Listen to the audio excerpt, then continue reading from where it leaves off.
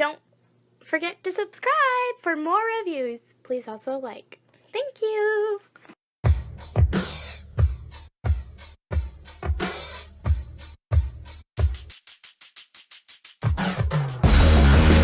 I don't know what's real anymore. I've opened up the door to nowhere. Hello there again, everyone. This is Tom, and today we have the privilege of taking a look at the final Dinobot in DX9's War in Pocket series. This is the XTAL 22 Dino Commander Rager.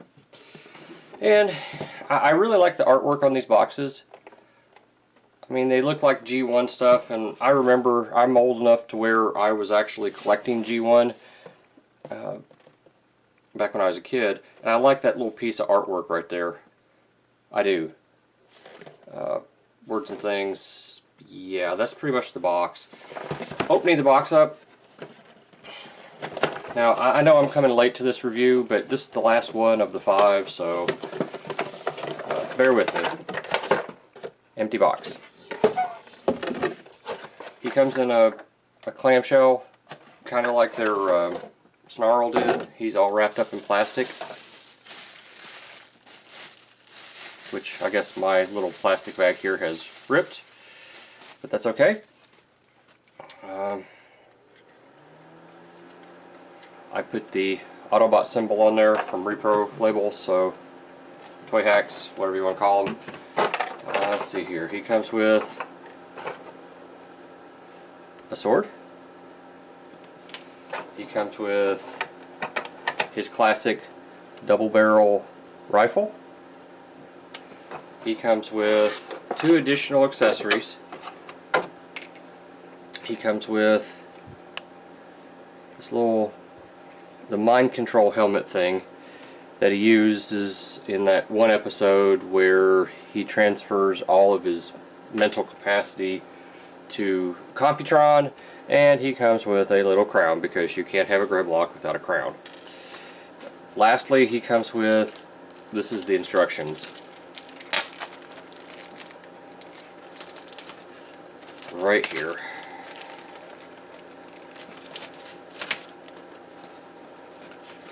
And it's just a single page of how-tos.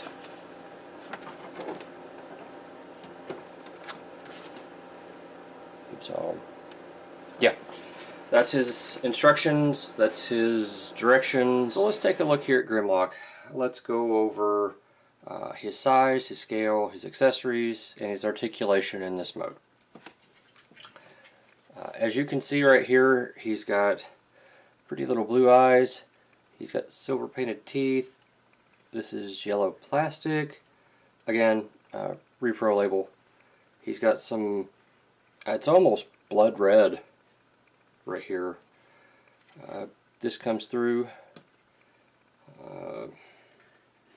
He's got metallic green right here, some more of that blood red, and some metallic blue, and the tail is silver. This is silver, and the rest of it is gray plastic. This is a lighter gray plastic. This is gray This is a lighter gray plastic. This is a gray plastic. They've painted these chrome and this silver, and there is a difference. You can see it under the light. And these are yellow. The yellow could have used a second coat, but that's typical. Articulation, his head. Oops. His head. He can look up. He can look down. His mouth opens and closes. There's nothing inside the mouth. It's just a mouth. If you really needed it, you could use that transformation joint to get it higher, but I don't really recommend it because it really destroys the sculpt. The little arms here are on ball joints. Everything, it's just a cast piece, but you can get it all the way around. There's no waist articulation. The legs here, they can come all the way out, so he can do the Chinese splits. And yes, in this mode, he can even do the American splits. So, yay for that. They go all the way around, obviously. hand in and out. They're just on a mushroom peg, as you can see, and it just pops right off if you're not careful when you're manipulating it. So just be mindful. It's not hard to pop it back on. It's just something. You get 90 degree, yeah, it's a little shy of 90. Let's call it, I don't know, 75. And nothing at the feet. His hands are right in there, and they're on a slider this time, so they're a whole lot easier to pull out. That is, oh, and his tail will go up and down a little bit. That's his articulation. Let's see here. Size-wise, pull out the old ruler. When he's standing upright, let's see, how am I going to measure this? When he's standing upright, tell you what, well, how about from the tip of his toe here to end of his tail? And looking at just shy of 4 inches, 3 3/3 width-wise. We'll do here to here, and I'm looking at about 2.5 approximately. Height-wise, if you stand him straight up, which is how he was in the G1 cartoon, we're looking at 4.5 inches. So, let's see here. Here he is next to Classics Prime. And I know we're doing apples to oranges, but here he is next to that crappy Generations Bumblebee that I really dislike. Again, apples to oranges, but yeah. Here he is next to G1 Gears, which that kind of scale works for me, I think. And here it is next to the Power of the Primes Grimlock, which now we're not necessarily comparing apples to oranges. We're comparing two Grimlocks. Yeah, this is not my favorite Grimlock. This is a really good representation of the G1 Grimlock. This one is not so much. Okay, one last sense of scale. Here it is next to Unique Toys Mind Wipe. Again, just to give you a sense of scale. And I think that works fairly well. Of course, DX9 and the Unique Toys and the Iron Factory stuff all kind of work in a similar scale. So, accessories, he can use his little helmet here. It literally just fits over his head.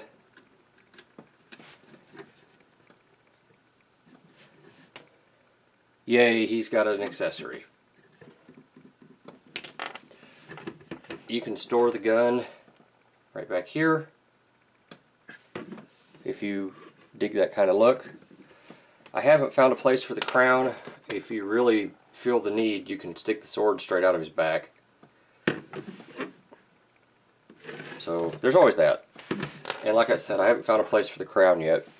Here's the obligatory group shot, and as you can see, they're a pretty good little set. I do wish that they were slightly larger, but all in all, I think they're doing okay.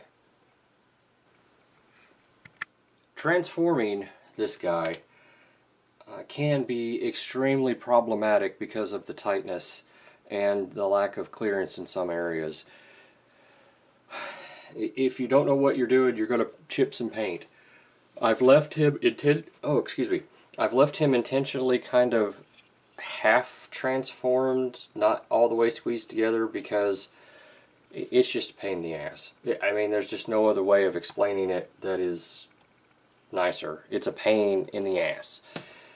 To start with, you undo this so that it raises up like that.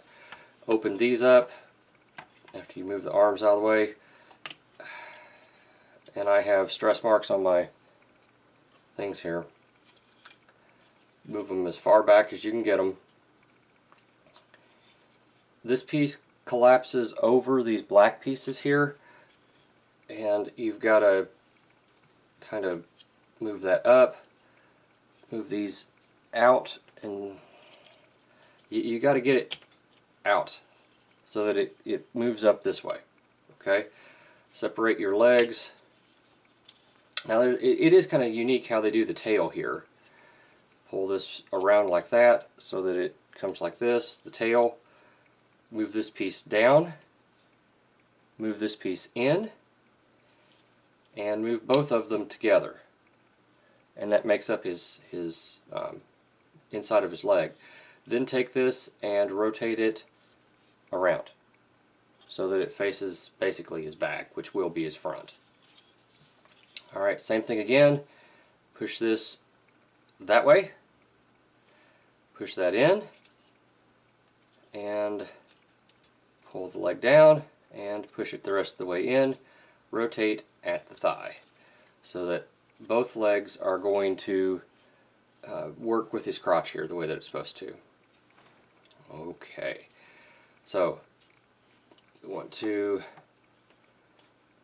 rotate this piece here at the crotch so that this is in the appropriate place. Again, repro label, but don't worry about that. Swing his arms down. You can go ahead, use your little slider bar right there to pull out his fists at this time on both sides. Come back here to the head, and here's where it gets unfortunate. There is a panel right here that you have to lift up to get to the head. Now, you can take a little something and dig in this cavity and kind of force the issue if you're lucky. You just have to get it enough to where you can get underneath it and pull the damn thing down. But you still aren't going to get that head out. So take your mangled paper clip or whatever it is that you're using and shove that in that hole there.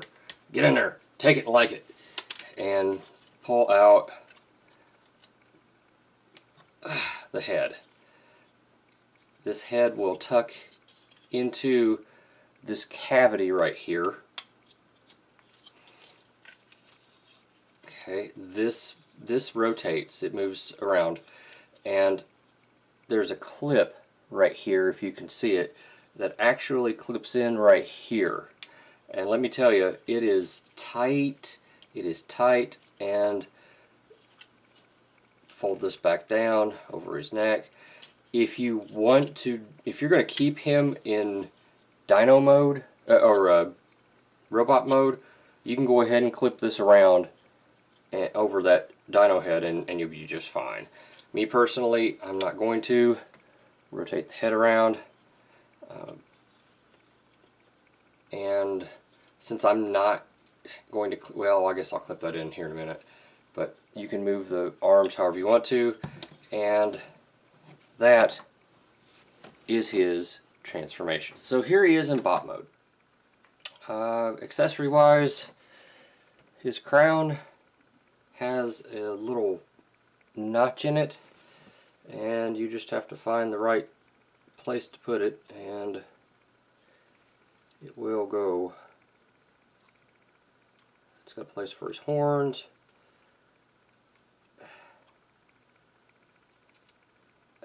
It will go, I promise you.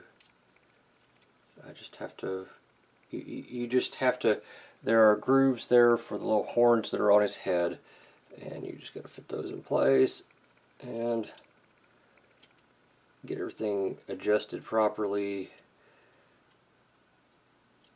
You know what, I'm not going to sit here and take 15 minutes trying to get this stupid crown on his head. But yeah, the crown will go on his head. You just got to fight with it. Unless you want it to be kind of saucy. Woo, look at me, I'm Grimlock. Yeah, that's not what I meant. Let's see here. This thing, yeah, it's not meant for this mode. So, his sword can go in his hand without any trouble. His traditional double barrel blaster can go in his hand, no problem. Alright, so that covers that. That covers that. Let's go over articulation while we're in this mode, while we're sitting here. The head can look left and right, that's about it. The arms can do a full 360. We've seen it before, but you run the risk of popping that joint off the ball joint, so just be mindful. Out to there, no problem. Bicep or elbow joint less than 90 degrees. You do have, there's a mushroom peg right here, which gives you arm rotation there. You can not rotate the waist, because once all this plugs in from transformation, it's locked in place. So just be mindful of that. T-jointed ball joints for hips. Full Chinese splits, no problem. And full American splits, no problem.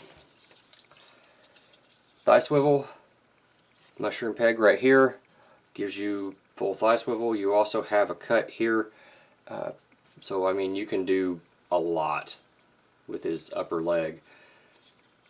You get 90 degree of knee bend, and the feet are a fixed piece. I take that back. They do have, I mean, you can fully break the ankles if you want to. So he can do the full Chinese splits with his feet flat on the floor. That's insane. That's just insane.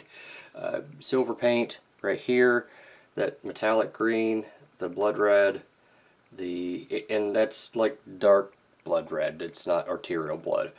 The metallic blue, the smoke right here. You get a little bit of silver right here. That yellow, again, could have used a second coat, but that's okay. And his face. Let me see if I can zoom in on his face here a little bit.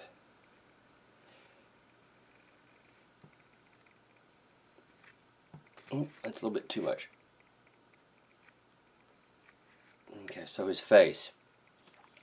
The face sculpt is kind of Grimlock to me. I can get that, but it's just black with that metallic blue for the eyes. I think we could have done better than that, me personally, but then again, what do I know?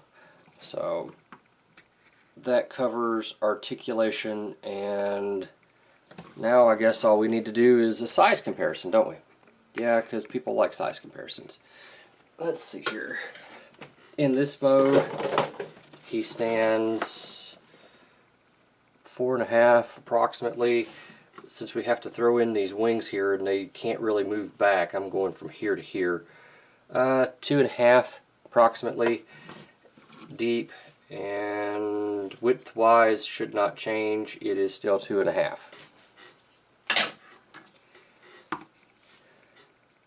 Here he is for you Classics fans, next to a Seeker, and obviously that's not going to work. Obviously that's not going to work. For you movie fans, here he is next to Movie Bumblebee.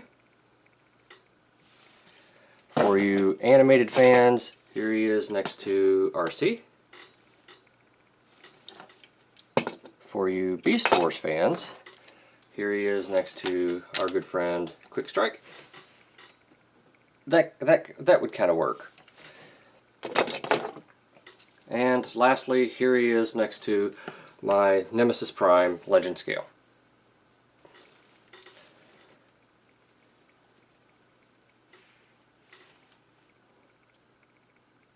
Are we still doing Dinobots? This is the last one. Are you sure? At least it is for a little bit. Yeah, it better be, Spencer! Okay. Final thoughts wise, I think he makes a fairly decent G1 Grimlock. The issues that I have with him are that transformation. Things are way too tight. And he doesn't scale the way that I really want him to. I'd like him to be a little bit bigger, maybe a deluxe size. Other than that transformation, the joints are tight. They are occasionally too tight. The head sculpt kind of bugged me a little bit because I couldn't remember if I had his head facing forward or not, just based on the shape. And the proportion of the head is a little small as compared to the chest. But he does lend himself to some dynamic poses should you so wish to take the time to mess with him. Just be mindful that things are very tight. Thank you for listening. I appreciate your time. Y'all have a good day. And now, to answer the burning question on everyone's mind, how does the DX9 War in Pocket Rager, their version of Grimlock, scale with Metroplex? And if it'll focus, there we go. As you can see, there he is in the hand of Metroplex, and he's pretty much what you would expect as far as size-wise. So, yeah. And here he is in Dino mode, again, just to give you a sense of scale. Thanks for watching. Thank you for watching my Papa's channel. Please subscribe and like. Thank you.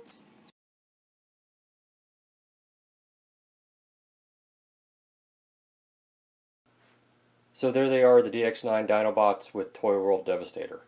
And that is Masterpiece scaled versus Legend scale. I get that. But you know something? There were times when Devastator was indeed very much larger than life. And that actually makes me happy. I like that. I like that look. And I know it's completely out of scale, but for some reason it does it for me. And I enjoy it. If you can't enjoy what you're collecting, why the hell are you collecting?